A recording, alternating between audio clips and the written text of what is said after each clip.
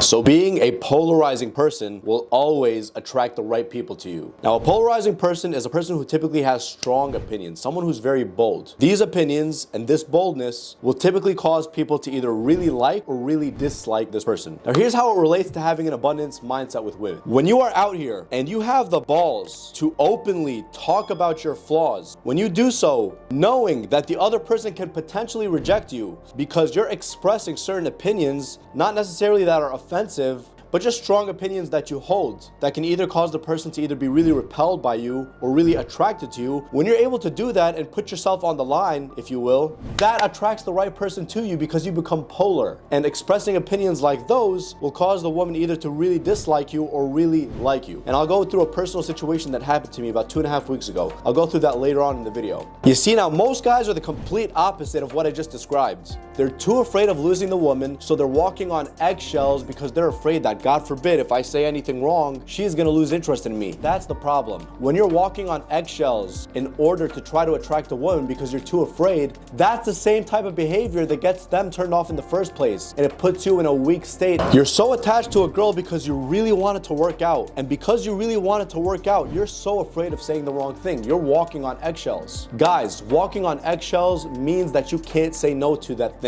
And when you can't say no to that thing, whether it's a girl, whether it's a job offer, whether it's a business deal, whatever it is, that puts you in a weak state. And that's the absolute worst state that you could put yourself in. Think about it. The reason why a lot of you guys are really attached to that girl and you're walking on eggshells is because you tell yourself, you know what? As long as it works out with her, I'm good, even if I'm anxious. And if you just ask yourself, how stupid do you think you sound when you say that? Or how unmanly do you think you sound when you ask a question like that? You'll find that it's pretty ridiculous. Pretty ridiculous because you can't say no. That's how you don't have an abundance mindset. An abundance mindset is when you're able to say, you know what? I'm gonna be me. I'm gonna be the most authentic version of me. And if they like me, cool. If they don't, I'm cool as ice. Peace, deuces, I'm out. That's the kind of mindset I want to put within you. And the way to have that mindset is you have to be willing to potentially say no, or have the ability for the other person, aka the girl you like, to say no to you and to reject you once she knows about who you really are. That's going to develop that abundance mindset with you, because guess what? If this girl doesn't like you, that's okay. The next girl will like you. If she doesn't like you, that's okay. On to the next. If she doesn't like you, that's okay. You shouldn't be in a rush anyway. But when you're asking yourself the question of, what if I say this? It's not going to attract her. That makes you fueled by anxiety. And how is anxiety attractive? Anxiety is when you're fueled by your thoughts and you're fueled by panic. You're not centered and you're not calm. And when you're not centered and calm, you're not attractive. So in a way, that's very selfish of you because you're not putting yourself in the most attractive state in order to attract the right woman. You're putting yourself in a fearful state, which is the opposite of a resourceful state. And the fearful state is always going to make you less manly and less attractive to the other person. And that's selfish if you think about it. But instead, when you put yourself in a really calm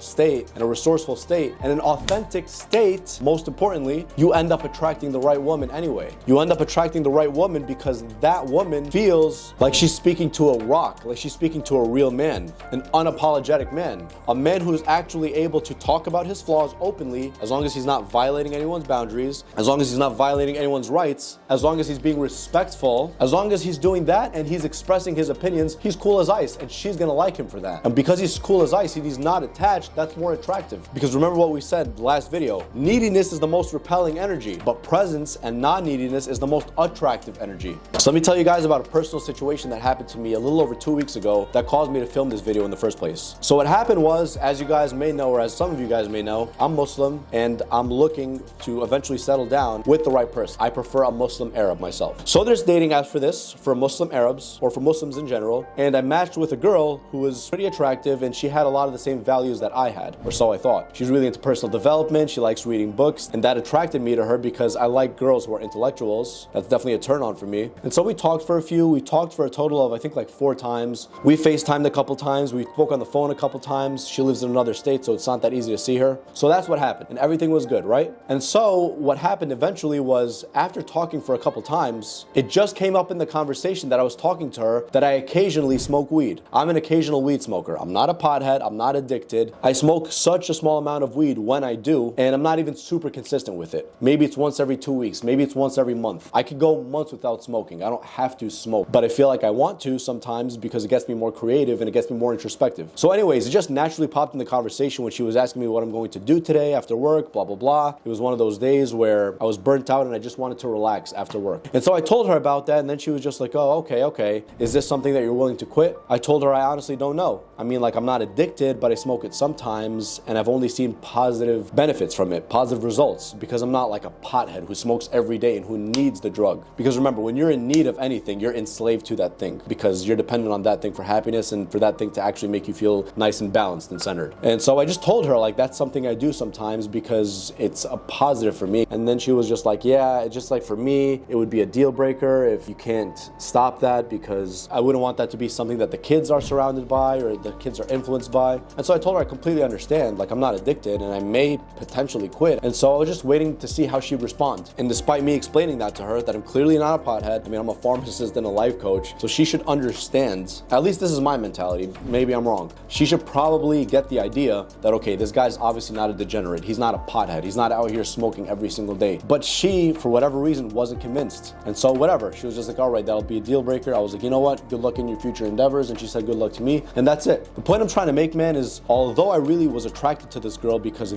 she was reading books, she's into personal development, she was attractive, she had a lot of the same values as me, she's into the gym. Although all those things were there, I expressed a polar opinion, a strong, bold opinion about myself that I believe that weed in very small amounts, as long as you are not addicted, is actually good for you, or can be good for you if you use it wisely and you're not an addict and you're really in control of how much you consume. So when I said that to her, because it was very polar, I knew it was probably going to do one of two things. It's either going to attract her or repel her. She was repelled. And the lesson here is that's okay. That develops the abundance mindset within me, because I know that if it doesn't work out with her, it's okay. On to the next. There's going to be another girl who's going to like the fact that I do this because it gets me more creative and more introspective. And she may even be eager to learn from me the positive effects of smoking weed sometimes. Again, not the negative effects, because most people abuse it. She was super quick to judge, in my opinion. And because she was, is that really the right person for me anyways? Probably not. The right person will probably understand and they'll be intrigued, like, oh wait, okay, this guy smokes weed sometimes, okay. He smokes such a small amount. I'm curious why he smokes. Oh, he smokes because it gets him thinking on a higher level. It gets him thinking more creatively. He thinks more big picture. He's able to fight his demons inside, maybe. Oh, okay, that makes sense. You see, if she thought like that, it would be different. But instead, she immediately rejected it. And listen, God bless her, this doesn't mean she's a bad person, but what I'm trying to say is, when you're polar like that about certain opinions, as long as you're not disrespecting or violating anyone's rights, you're going to attract the right people and repel the wrong people. And that's okay. There's nothing wrong with that. But what's more important is that it develops the abundance mindset, because I know that if it doesn't work out with her, I'm fine. I'm chilling. I'm cool as ice. I'm not in any type of rush. Guys, I'm 28 years young.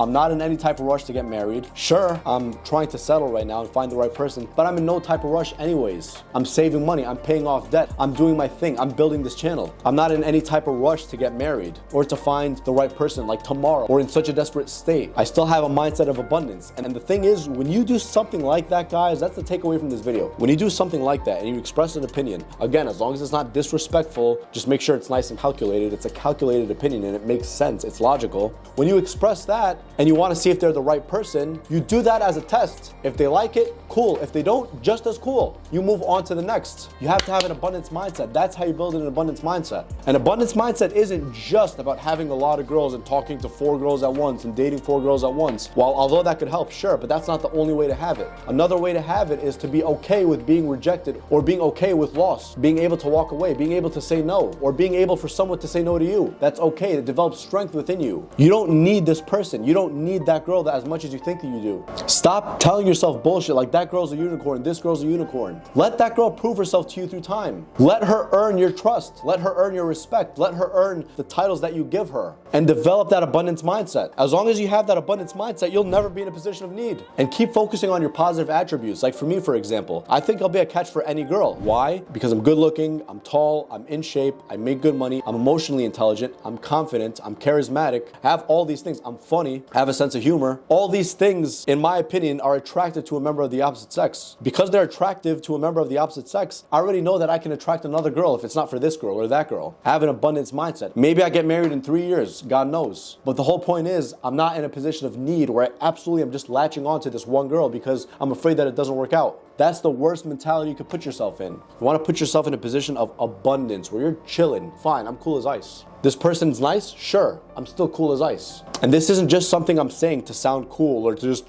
to make a video for views. No, I'm being 100% serious about this. That's how you develop the abundance mindset. And you develop strength too, strength of character, because you become okay with rejection and you become self-reliant and self-sufficient. And that's what builds actual strength over time. Try it for yourself and see what happens. I guarantee you, bro, if you're in that position of need or in that position of desperation with a specific girl, you already set yourself up for failure because you can't say no. You're in an anxious state. An anxious state is not a resourceful state. It's a weak state to put yourself in. You need to be in a strong state. And the only way you're gonna be able to put yourself in a strong state is if you could say no, or if you're okay with them saying no to you. Put yourself in that position, bro, by developing the abundance mindset, by being okay with expressing certain opinions that are polar in nature. Try it. See for yourself, work on yourself, and watch the awesome stuff that'll happen, man. You got this.